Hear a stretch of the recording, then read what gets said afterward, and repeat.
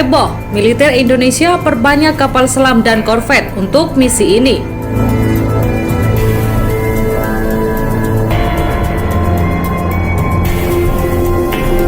Halo Sobat Pena, jangan lupa klik tombol subscribe dan nyalakan tombol lonceng agar tidak ketinggalan video-video terbaru dari Pena Militer.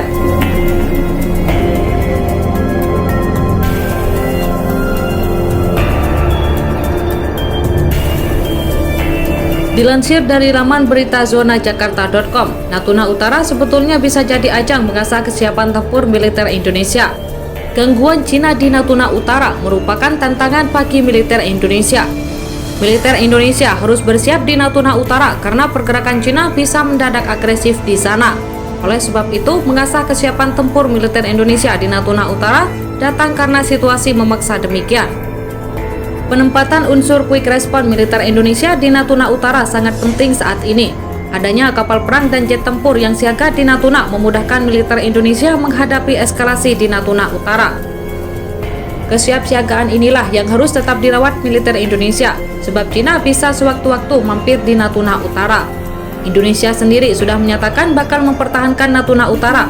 Alasannya jelas, Natuna Utara bagian dari NKRI. Bila kedaulatannya diganggu, negara manapun termasuk Indonesia pasti akan marah. Tidak fokus secara khusus pada perkembangan Cina, tetapi melihat ada perselisihan di wilayah itu. Dari perselisihan harus mengantisipasi atau melihat prospek masa depan di kawasan itu adalah bagian dari perhitungan. Untuk menanggulangi situasi yang tak diinginkan, Indonesia memang memperkuat Natuna dengan perangkat militer. Misalnya jet tempur F-16 Indonesia standby di sana.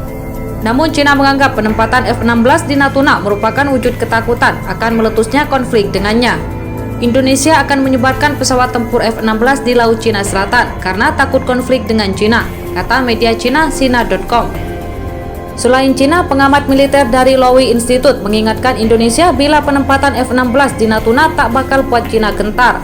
Apalagi kapal induk Cina, Liaoning tak akan berani mendekati Natuna Utara bila pecah konflik. Keberadaannya akan terancam oleh unsur tempur Indonesia di sana. Kelompok kapal induk Cina kemungkinan besar tidak akan terlalu dekat dengan kepulauan dalam situasi tegang, apalagi melewatinya.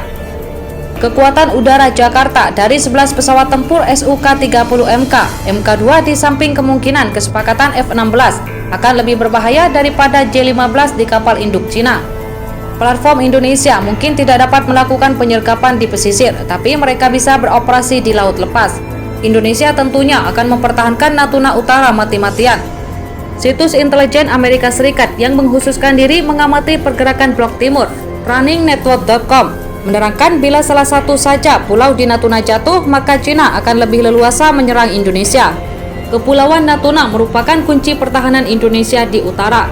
Wilayah maritim di sekitar Kepulauan Natuna juga termasuk lokasi kunci pertahanan yang strategis menjadikannya semakin penting dari sudut pandang Indonesia. Jika Cina menguasai pulau-pulau ini atau wilayah di sekitar itu, akan merusak posisi keamanan Indonesia dengan memberi pasukan Cina tempat yang dekat untuk melancarkan serangan terhadap Indonesia.